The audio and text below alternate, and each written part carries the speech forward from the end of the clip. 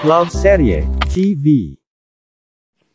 Deceitful Love with a Playboy. Tunghayan na po natin ang 18 bahagi. Dinala si Rina ng kanyang mga paa sa may Ayala Green Hills. Na makilala siya ng katulong na lumabas, pinagbuksan siya nito ng gate. Pinasok niya sa loob ang kotse at sa mismong tapat ng balkonahe niya iyon itinigil. Bababa na siya ng sasakyan nang mapansin niya ang kotse ni Dre. Tamang-tama lang ang dating niya. Nandoon ang kanyang sadya. "Nasaan ang sir mo?" Tanong niya sa katulong na nagbukas ng gate.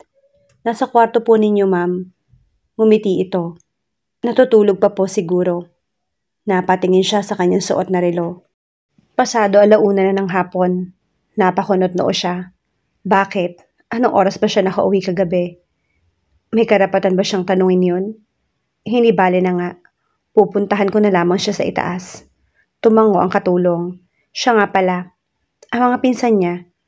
Umuwi na po sila nung 1 linggo pa po. Tumango siya. Kahit paano. Kasundo niya ang 2 lalaki. Pero sayang dahil hindi sila nagsama ng matagal-tagal. Tinunto niya ang kwartong kinaroroonan ni Dre. Kakatok sana siya pero minabuti niyang pihitin na lang ang doorknob. Nakahinga siya ng maluwag nang mapagtantong hindi nakalak iyon. Kaagad na nakita niyang natutulog na lalaki. Underneath the sheet, she could see his nakedness. Tila nagkaroon ng sariling isip ang kanyang mga paa. Humakbang ang mga iyon palapit sa kama. Pigil niya ang hininga. Galit siya kay Dre. Ngunit hindi niya maitatatwang hanggang ngayon ay nasa puso pa rin niya ito. At natutokso siyang gawaran ito ng halik. Pero kinontrol niya ang sarili. "Ay, bisita pala ako." Napapitlag siya nang marinig ang pagsasalita nito. Gising pala ito. Nag-inat ito at humikab. Kapag kway na upo. "Bakit napasugod ka? Ano may paglilingkod ko sa'yo?" Napailing siya na makita ang underwear nito sa ilalim ng kumot. "Bakit hindi ka kaya magbihis?" Nadedistract siya sa ayos nito. Kumunot ang noon nito. "Ano ba talaga ang kailangan mo? Ang bisita ay hanggang living room lamang. You are not supposed to be here and you don't have the right to simply just barge in here. O baka naman namimiss mo ako. Bakit? Pinababayaan ka ba ni Mark?" Kumalat ang dugo sa kanyang mukha. She felt humiliated and insulted. "Halika." Mabilis na naging kilos ni Dre. Nagawa nitong maihiga siya sa kama. "Hindi naman ako maramot eh. Mapagbigay akong tao." Kinubabawan siya nito at sinimulang halikan. Gustong lumaban ang kanyang isipan, pero nagbigay laya naman ang kanyang puso. Nasasabik siya sa mga yakap nito, sa mga halik nitong hinahanap-hanap niya. Habang nakakulong siya sa mga bisig nito, napagpasyahan niyang pagbigyan ng kanyang puso at katawan. Tinugon niya ang mga halik nito, para naman nauulol ito sa pananabik. Halos punitin nito ang kanyang suot na damit. Nagdiriwang ang kanyang puso habang ginagawa nito ang nakasanayan nitong ritual sa kanyang katawan. Abot-abot ang kanyang hininga habang pinagpapala nito ang kanyang magkabilang dibdib. Napapaliyad siya. Ngunit para siyang binuhusan ng malamig na tubig nang bigla niyang maalala si Marie. Tinulak niya ang asawa at mabilis na bumangon siya at pinagdadampot ang mga damit niya sa sahig. Halatang nabigla ito sa naging reaksyon niya. "Ano namang klaseng laro to, Reyna? Pakawalan mo yung init na katawan mo sa Marie mo." Matigas na sabi niya. "Nakakadiri ka." Ngayon niya pinagsisisihan kung bakit hindi niya inalam sa katulong ko anong oras ito nakauwi. Nang nagdaang gabi, malay niya, galing ito sa kandungan ng babaeng yon. "Oh, huwag ka magmalinis, Rina." Tumayo ito at lumapit sa kanya. "Mas magaling ba sa akin si Mark? At hindi ka ba nadidiri sa kanya?" Isang sampal ang binigay niya rito. "Hindi mo alam ang pinagsasasabi mo." Naningkit ang mga matang sigaw niya. "Hindi ako pumunta rito para pawiin ang init ng katawan mo." Hinimas-himas nito ang pisngi nitong sinampal niya. "Doon tayo mag-usap sa living room. Huwag dito. Wala kang karapatang pumasok dito." Tinaboy siya nito papasok sa restroom para magbihis. Masakit man pakinggan ng mga salitang iyon ay hindi na siya umimik. Nagbihis siya. Paglabas niya ng restroom, wala na roon si Dre. Bumaba siya at natagpuan niya ito sa living room na naghihintay sa kanya. "Ano ang sadya mo sa pagpunta mo rito?" Agad na tanong nito. "Totoo bang magpapakasal kayo ni Marie?" Kumunot ang noon nito. Kaya ka ba napasugo dito? Bakit? Pipigilan mo kami? Umiling siya. Ganyang magpapakasal kayo ni Marie. Inaasahan ko makikipagtulungan ka sa akin para mapawalang bisa ang ating kasal. Plano rin namin magpakasal ni Mark. Really? Nasa tono nito ang pangungutya. Pero aabutin ng kung ilang taon ang ating kaso. Ganoon katagal ang proseso. But, we can get divorce sa state sa loob lamang na 2 araw. Ganoon kadali. Alam niya ang bagay na yon. Pagdating ninyo roon ni Marie, ipapadala mo agad sa akin ng mga pipirmahan kong papeles. Divorce na tayo. Pero dinidinig pa sa korte ang annulment natin. Nasa Florida ngayon si Marie. Susunod ako sa kanya roon sa susunod na linggo. At doon kami magpapakasal. Tatagal ang proseso kung ipapadala ko pa sa iyo yung papipirmahan mong papeles. So what are you suggesting? Sumama ka sa akin sa Las Vegas. Pagtapos na ang lahat, bumalik kang mag-isa rito. Dediretso ako sa Florida. Saglit na nag-isip siya. Kung gusto mo naman, we can take separate flights. Doon na lang tayo magkita. This is to our advantage. Mas mapapadali ang lahat kung tayo ang personal na mag-aayos ng kaso. Marahan siyang napatango-tango. Para pabor naman sa inyo ni Mark, isama mo rin siya. Tapos doon na kayo magpakasal sa Vegas. How's that? Ayokong isipin mong pabor sa amin ni Marie ang lahat. Itatawag ko sa iyo ang aking desisyon. Kailangan mo pa bang pag-isipan yon? Bakit? May nakikita ka bang kaduda-duda sa mga sinasabi ko? Kung wala ka pang US visa, ikukuha kita. Pero sasama ka. Thank you, pero mayroon na akong visa. That's good. Maya-maya ikukuha na ako ng ticket. San ka ba sasakay? Sa Ruiz Air ang sasakyan ko. Ikukuha ko rin ba kayo ni Mark ng ticket? Ikaw, siguradong libre, pero magbabayad yung lover mo. Magpal na lang kami. Pero ngayon pa lang ay nakapagdesisyon na siya. Hindi niya isasama si Mark. Masakit man ang katotohanang mapuputol ang hiblang nag-uugnay sa kanila ni Dre. Mas nanaisin pa niyang magkaganoon para maharap na niya ang kanyang sariling buhay at kaligayahan. Doon na lamang tayo magkita. Sa LA? Oo, doon ka na lang kayo hihintayin sa airport sa Las Vegas para malaman ko kung saang hotel kayo tutuloy. Kukuha ko ng ticket tapos ipapaalam ko sa iyo yung flight schedules namin. Sa airport sa Vegas na lamang tayo magkita. Sa ngayon, aalis na ako. Kakausapin ko pa si Mark. Bukas ay magpapaalam pa ako sa opisina. Nagkibit balikat ito. Ikaw ang bahala. Akmang tatalikod siya nang muling magsalita ito. Sigurado ka ba sa desisyon mong pakasal kay Mark? I've never been sure in my whole life. Talaga palang nabilog niya yung ulo mo. Napailing ito. Desisyon mo yan. Hinding-hindi kita pakikialaman. Pero sana hindi ka magsisi sa bandang huli. Nakipagtitigan siya rito. May itatanong ako sa'yo. Pero sana huwag mong gawing magsinungaling sa akin this time. Huling tanong ko na sa'yo to. Go ahead. He encouraged her but suppressed the smile that formed on his lips. Ipinamulsa nito ang kamay sa walking shorts. Humigit muna siya ng malalim na hininga. It really hurt her seeing him regarding her like she was an ordinary woman and not his wife. Ikaw bang nakabuntis kay Divina? Ikaw bang responsable kung bakit nagpakamatay siya? Tumaas baba ang dibdib nito. Si Divina naghiwalay sa atin, Rina. Kung gano'n ay itinanggi ko na ang ibinibintang mo sa akin and cost as happiness, ngayon ko pa ba aakuin ang lahat? Madamdaming pahayag nito. You're barking up at the wrong tree and yet, kumakampi ka sa taong dapat ay kasuklaman mo. Parang pinipiga ang kanyang puso nang marinig ang tugon nito. Mabigat ang mga hakbang na lumabas siya ng bahay at tinungo ang kanyang kotse. Nang bumabiyahe na siya, nagsimulang pumatak ang kanyang mga luha. Isang kahangalan ang naging desisyon niyang lisanin ang poder ni Dre. Iniibig nga niya ito, pero ni minsan ay hindi niya ito pinagkatiwalaan. Nasira ang kanilang pagsasama. She was driven by her desire na maipaghiganti si Divina, dahil lamang sa ipinangako niya yon sa puntod ng kanyang kapatid. And now, she was reaping the price which, to her dismay, cost her happiness and a loving husband. Sa nangyari sa pagsasama nila ni Dre, habang buhay na pagsisisihan niya ang kahangalan niya. Walang ibang sisisihin kundi tanging siya. Hindi ka dapat nagpunta rito. Aniya kay Josie nang abutan niya itong naghihintay sa kanya. I won't stay long. Actually, magkasunod lang tayong dumating. Nag-lunch kami at maya-maya ay nag-dinner. Good. Alam mo naman yung gagawin mo. Aalis na ako. Pero sayang, gwapo pa naman siya. He likes games and games are my specialty. Pagyayabang nito. He has met his match, pero talagang matindi ang loko. Mabilis. Mabilis? Hinalikan niya ako. Sinampal mo? Umiling ito.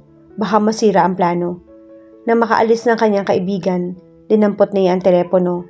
Nagpabook siya ng flight for LA and connecting flight for Nevada. Alone.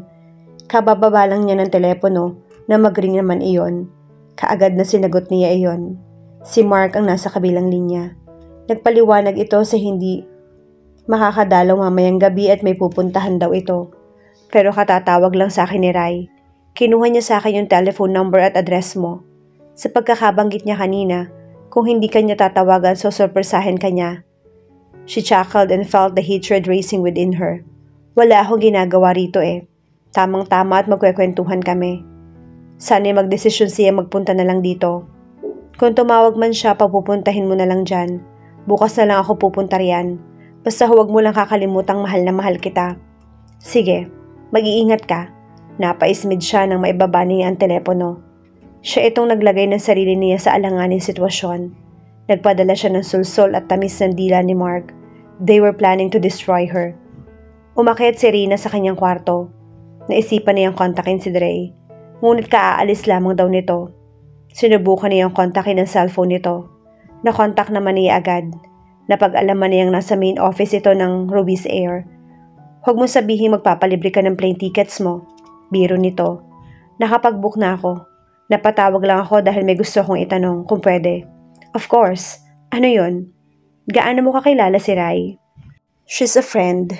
Bago mo siya naging kaibigan. Ano ba namang klaseng tanong yan? Gusto ko lang malaman. Bakit? Ano ang relasyon niya kay Mark? I thought you wouldn't ask.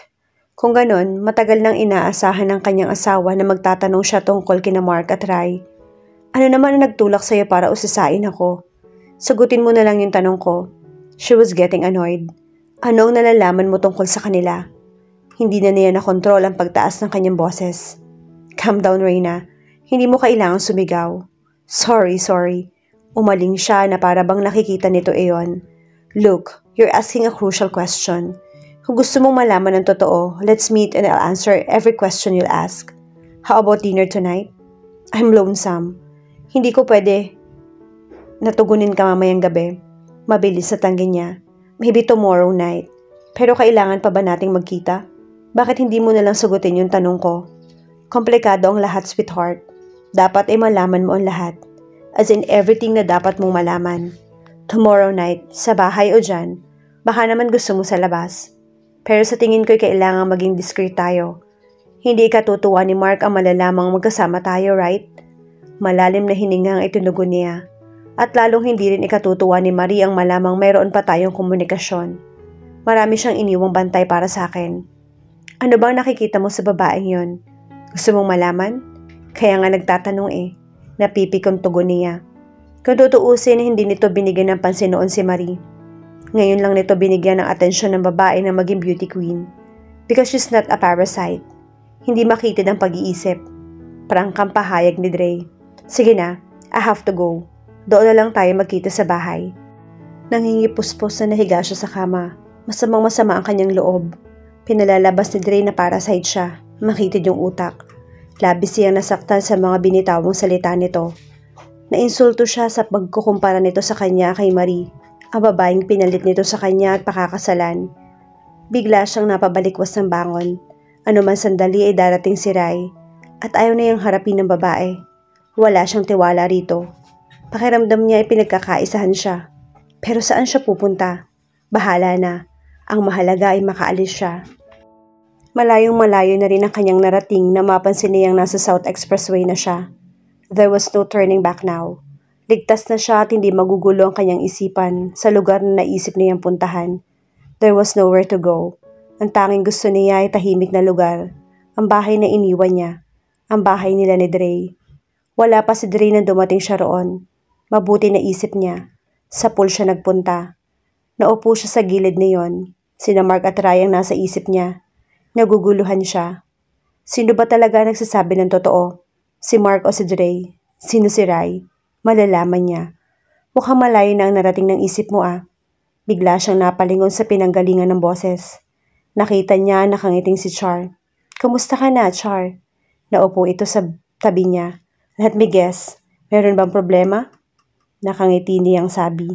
Kibit balikat ang itinugon niya. Napasyal ka. Kapag kway sabi niya na parang siya pa rin ang reyna sa tahanang iyon. Iba ang sinagot nito. Pinalda ba ang paghihiwalay niyo ni Dre? Hindi siya sumagot. Noon pa sana kita gustong puntahan. Magasing edad lang kasi tayo. Kaya ako ang kinausap ni na daddy at mami para kausapin ka. Pakinggan mo raw ako. Saglit na huminto ito. Nang wala pa rin siyang anumang reaksyon ay muling nagsalita ito. Kailan lang namin nalaman ang dahilan kung bakit naghiwalay kayo. It's public knowledge na playboy si Dre. That was before you two got married. Hindi pa rin siya umimik. Nagpatuloy si Char.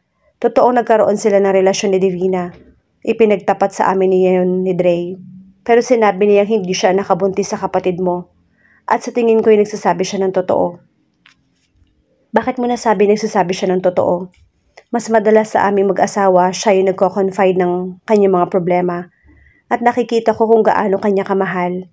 Hindi lihim sa amin ang ginawa niyang pakikipaglaban to win you back. Nang maisipan mo umatras sa inyong kasal. At ngayon, kahit masakit sa kanyang paghihiwalay ninyo, hindi kanya pinipigilan. He is giving you time. Kasabay niyon ay umaasa siyang darating ang panahong ma-realize mo wala siyang kasalanan. Ayaw niyang pakialaman yung diskarte mo dahil sa pagnanais mong makilala ang nanloko sa iyong kapatid. Mahal niya ako? Umismid siya. Nasa tinig niya ang sarkasmo. Kaya ba ganoon kadali niya akong palitan? Alam niyo bang magpapakasal na sila ni Marie? At isasama niya ako sa Vegas para doon kumuha ng divorce? Do you want to lose him?